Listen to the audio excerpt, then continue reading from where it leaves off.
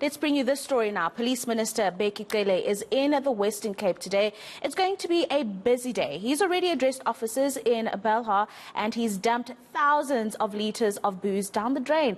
eNCA reporter is there, Lindsay Dentlinger is there and joins us now to talk us through this operation that the minister is leading. Lindsay, no doubt a very busy morning that the minister has had, and I'm sure many of our viewers not happy seeing those visuals of thousands of litres of alcohol being poured down the drain, but obviously a necessary operation to show citizens that alcohol and driving or safety in general does not work. Yeah, well, the minister actually saying that is fewer litres of alcohol than we've seen confiscated in other provinces. So yes, he has started the dumping process for thousands of litres of alcohol, mostly confiscated, we are told, from shebeens and other liquor outlets that were operating perhaps outside of operating hours or trying to transport more liquor than they were allowed. And the minister, Bheki Cele, saying that there was a necessity for one overarching alcohol law so that the same laws apply across the provinces because each province has their own liquor bylaws, what trading hours are allowed, how much alcohol is allowed to be transported.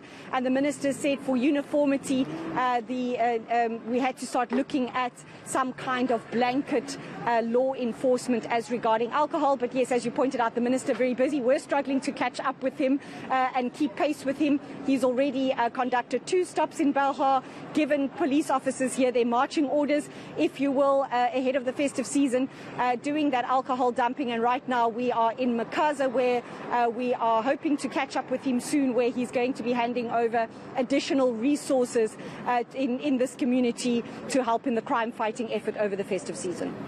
So he would concede that there has been an issue of a lack of boots on the ground in the particular communities to address issues of crime and illicit activities. And so this is going to be a very important effort to ensure that community members feel safe.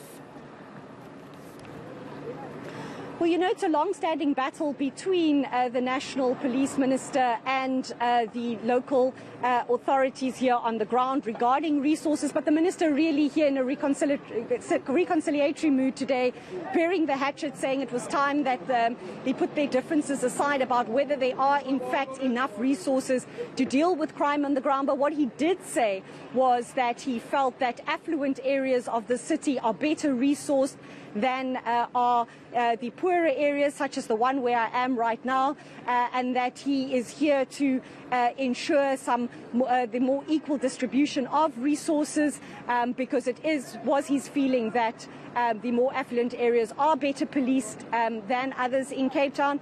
And he's also spoken to police officers about protecting themselves, saying they should use all the resources at their disposal, saying they are the tools of the trade and they need to use the requisite force if required to keep themselves safe this festive season so that they can keep communities safe. And a final one from you, Lindsay. During his address earlier today, he touched on something very important, gender-based violence, and when women are reporting crimes of this nature, for police officers to act accordingly. Just talk us through his sentiments around that. He was quite unequivocal about that, in fact repeating his remarks more than once, saying he did not want to hear of an instance where police officers had turned away women who have come to lay a complaint or have come to seek protection for themselves or their families. He in fact told officers, quote, to drop everything that they were doing to assist people who came with such complaints to a police station, and by no means should he be sending them back home, he said, to negotiate with people who could be bringing women and children's lives under threat. He did not want to hear reports of police officers telling women to go back home and to negotiate with people who are putting their lives at risk or are threatening them in any way and causing gender-based violence. So he was quite unequivocal about that and telling police officers to stop what they were doing and attend to such cases immediately.